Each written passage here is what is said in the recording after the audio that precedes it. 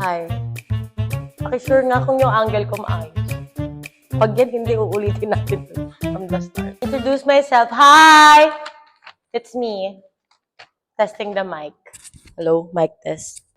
So I'm Angela. They usually call me Jella. Gels. I'm the community manager of Ohana. I used to do circuit when I was in high school. I used to do cheer dancing. Sporty talaga ako that time. So back in college, I also tried going into Animo Squad. I'm from LaSalle, Animo LaSalle. So ayun, I got into fitness. Pre-pandemic, I joined the gym. We do circuit. And then transferred gyms kasi my friends transferred also.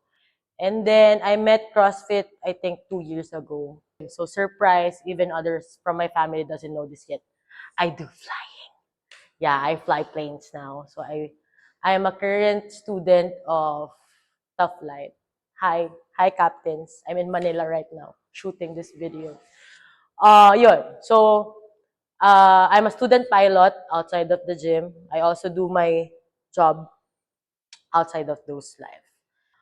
So a few more questions for me. Dami nilang tanong. Makapainom na ako ng water.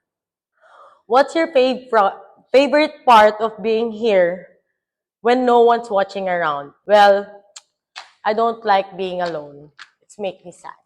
Pero, I like, sometimes I do train alone if there's free time here sa gym. So, I usually appreciate everything. Sometimes I just sit down in one corner, appreciating all these, like being grateful of what happened. It all happened really fast.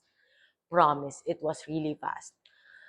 So ayun, what's the favorite part of being here when no one's watching? It's just appreciating everything that the community has built already. With just what? Wala pa kaming 365 days. And how do you take care of your members in your own way? In my own special way. Thank you for that question.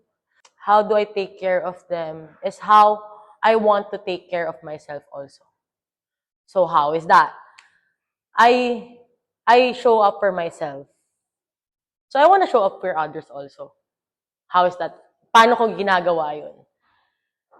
In the world where all cruel people are, it's so hard to live right now. So mas madali pa rin na you count on yourself and others can count on you. So no matter what happened, like regardless of what is it, you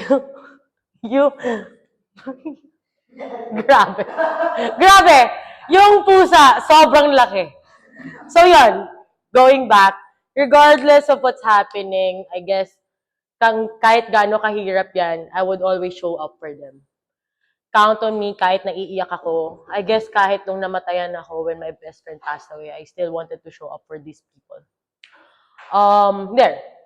So that's how I take care of them. Just like how I wanted to take care of myself. Kung gaano ako ka-sure na kaya kong itayo yung sarili ko, I would also do that for them. So like standing up, showing up for these people. Grabe naman. Yung pangatlong question, pang beauty queen na talaga. Why does community matter to you personally? Why does this community or community in general? Well, community in general, it's the people in it. So, lahat ng tao makikilala mo, it would really matter to you kasi hindi mo naman sila nakilala in no reason. So, why does community matter to me? These people are the people you can run to. So same case with the other question. These people might not be there always, but you know you can count on them. Because they already showed you na kabilang kami dito. So being a community is like being one of them. Being one in a whole. Fourth question, eto na. Grabe, sobrang hirap ng fourth question na to. How is this community different from other places you've trained at? Actually, I've trained at what, like 1, 2, 3, 4, 5. A few places that I trained from. This community is quite different because intact sila kahit saan sila makarating. So, what does it mean? So bring them to other places. Kahit siguro dalhin mo to sa Sulu, there's still gonna be one. You know why? Because Ohana is built with that spirit. So hindi siya built ng watak-watak. Na it's different from other places that I trained at kasi yung mga tao dito as one lagi. So when we move, it's always as one. We always consider how these people will be. Kung ano mararamdaman mo. Kung ito ba for her or for him, for everybody, it's gonna be okay and just right for the community itself.